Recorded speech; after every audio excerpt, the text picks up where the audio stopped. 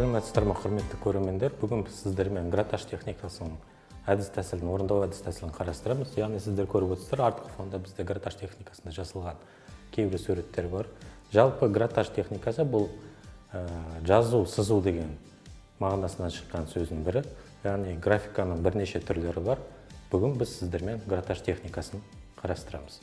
Сонымен гратаж техникасының бастапқы кезеңі бұл форматтың бетін дайындау. Яғни қандай форматта болады? Формат А4 бола ма, А3 бола ма, немесе одан да үлкен бола ма? Бұл стандартты емес форматтардың бірі болуы мүмкін. Яғни сіздер бірінші форматтың бетін дайындап қоюыңыз керек. Екінші материалдың бірі бұл безендірген кезде бізге жалпы рамкамыз керек. Яғни рамкамыз өлшемі қандай болады? Формат А3 бола ма, А4 бола ма? Сіздер форматын өзіңіздің форматыңызға байланысты болады. Келесі материалда бізде акварель бояулары қажет. Пастель. Түрлі түсті пастель бояулары қажет, карандаштарымыз. Май шам қажет болатын болады. Егер де сіздер май шамды қолданатын болсаңыздар.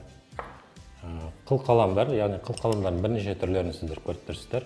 Яғни бұл акварель арналған қыл қалам, яғни гуашқа арналған қыл қалам немесе жай тік жұмсақ қыл қаламның бірі.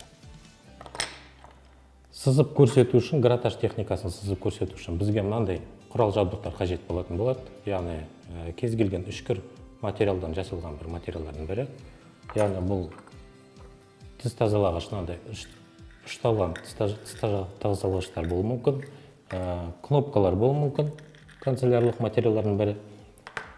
Бір стакан су. Қара бояуға айналдыру үшін форматтың бетін қара бояуға айналдыру үшін туш қолдануымызға болады, яғни қара сия, губка материалы. Жалпы бізге тағы да керек материалдардың бірі, бұл бізде жұмыртқаның сарысын біздер қолданамыз. Бұны сарысын сүзіп алып, яғни жеке стаканның ішіне дайындап қоямыз. Тағы да бір қажет құралдардың бірі, мына жерде ұсақ-түйек қажет құралдар тұр, яғни мұнда карандаш, канцелярлық кеңселік, пышақтар. Енді бірінші кезең бойынша біздерде форматтың бетін дайындап алуымыз керек. Яғни бұның бетін біздер шамалы губканың көмегімен шамалы сулап шығуымыз керек. Өйткені бұл жағдайда біздерде бояуларымыз бір қалыпты жататын болады форматтың бетінде.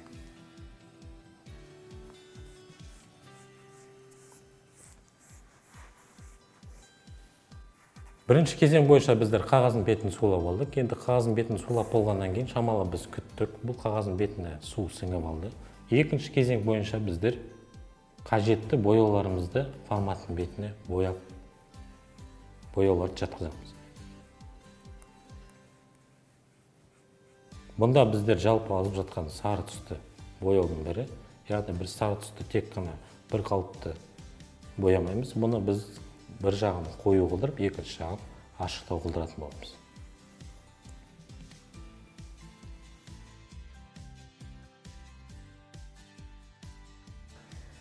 Енді жалпы біз форматтың бетін сары түспен келтіріп бояу алдық.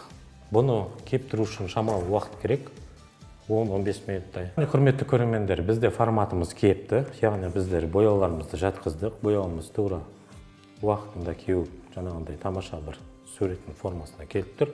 Яғни біздер өз суретімізді келтірген кезде, яғни бірден қою жағы мен ашық жақтарын таңдап бояуды жатқызғанбыз. Келесі кезең бойынша біздер бағанағы дайындап болған жұмыртқаның бізде сарысы бар. Сол материалда біздер жуан қаламдаламызды форматтың бетіне толығымен жағып шығамыз. Жұмыртқаның сарысын жаққан кезде форматтың бетіне ешбір жерін қалдырып кетпей, толығымен жағып шығу керек. Яғни бұл жақпамыз біркелкі болып форматтың бетіне жату керек. Бұл жағдайда біздер жаңағындай шамды қолдануыңызға болады, немесе түрлі түсті пастель бояуларыңыз қолдануыңызға болады. Егер де сіздер акварельді бояулар қолданбай, бірден пастель бояулар қолданатын болсаңыздар, онда сіздерге жұмыртқаның сарысының қажеті жоқ. Өйткені бұл пастель құрамында, майлы бояулар құрамында бірден бізде шамның жаңа вост құрамы бар. Форматтың беті майлы болғаннан кейін бізде жалпы сызып жаңағындай кез келген суретті көрсете аламыз. Өйткені бізде гратаж техникасы жалпы сызып көрсетумен жоспарланған. Ал артқы фонды біздер сары түспен келтіріп отырмыз, өйткені бізге жалпы түсті фон керек. Міне, құрметті көрермендер, көріп отырсыздар, біздер жұмыртқаны сарысымен жаққаннан кейін біздер формат бірден жылтыр бір майлы бояудың жаңағы бір қалыңдығына пайда келді. Енді біз осыны шамалы кептіруіміз қажет. Кепкеннен кейін үшінші кезеңге көшетін боламыз. Қара сиялы пастаны аламыз да, немесе онда гуашьтың қара сиясын қолдануға болады, немесе туш қолдануға болады. Жаңағы қара сия. Яғни бұны аламыз да, дайындалған форматтың бетіне толықтай жауып шығамыз. Бұл қара сияны бастырған кезінде стол бетіні бүлдіру алмас үшін сіздер міндетті түрде астыңғы жағына қағаз қойып, немесе жаңағы столдың бетіне кез келген бір материалдың бірін қолдануға болады.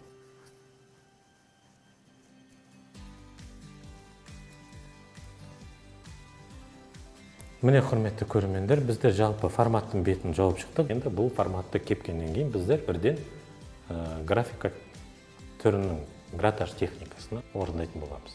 Форматтың беті кеуіп дайын тұр. Яғни біздер осы форматтың бетіне натюрморт композициясын орындайтын боламыз.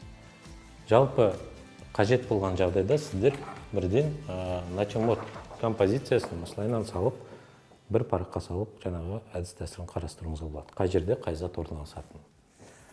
Содан соң осы форматтың бетіне, немесе жеке форматтың бетіне біздер бірден орындаймыз. Яғни орындау кезінде біздер жаңағы айтып кеткендей құрал-жабдықтар бойынша мынандай материалдың бірін қолдануға болады. Яғни бұл тескіш үшкір болғаннан кейін бізде материалдың бетінде сызып, жаңағындай ыңғайлы болу үшін материалдың бірі.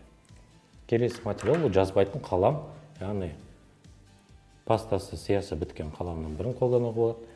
Яғни кеңсе пышағының жартылай бір түрін, яғни егерде сіздерде бір жерде жаңа қалыңдай шешетін ақ жерлерін көрсететін болсаңыздар, бірден қырып алып тастауыңызға болады. Бұл техниканы орындау кезінде жалпы қауіпсіздік ережесін сақтаңыздар. Өйткені біздерде жаңағындай үшкір заттар бар, кеңсе пышағы бар. Үшкір зат бойынша жаңағы циркульдің көмегінде қолдануға болады, яғни жіңішке штрихтарды жасау үшін. Сондықтан сіздер қауіпсіздік ережесін сақтауыңыз қажет. Енді жалпы бірінші кезең бойынша форматтың бетінде заттарды орналастыру. Заттарды орналастырған кезде бізде бірінші кезең бар, натюрморт бойынша, яғни қай жерде бірінші зат орналасады, екінші зат қай жерде орналасады, яғни үшінші затты қай жерде біз орналастырып көрсететін боламыз. Жалпы натюрморт орындалғаннан кейін бізде бірінші алдында тұрған заттың бірі, бұл бізде жемістің түрі, яғни лимон жемісі. Натюрмортымыз бойынша біздер сол лимонның жаңағындай формасын келтіріп, суретін сала бастаймыз. Яғни сіздер құрастыру жұмысы бойынша, яғни барысы бойынша міндетті білесіздер, форматтың бетін центрін тауып, немесе заттың центрін табасыздар да, оны жаңағы сызбасын жүргізесіздер.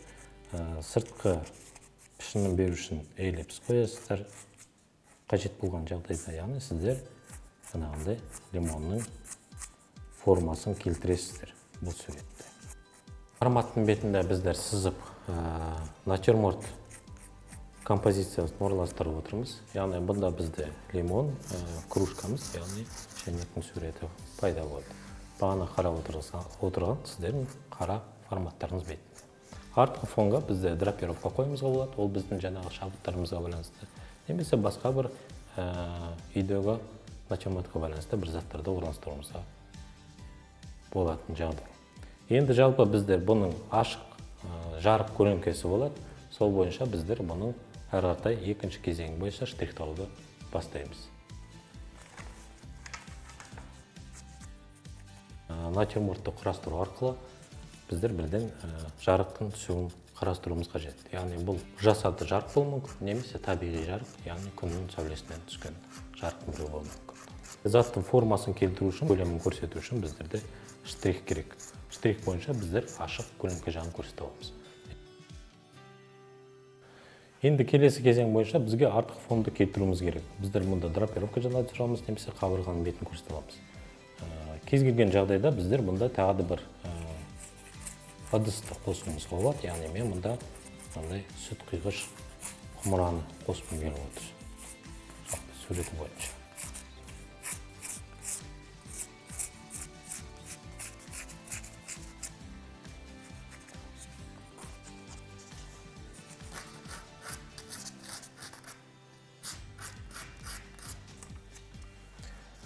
Міне, құрметті көрермендер, бізде гратаж техникасында натюрморт суретін орындап аяқтап болдық.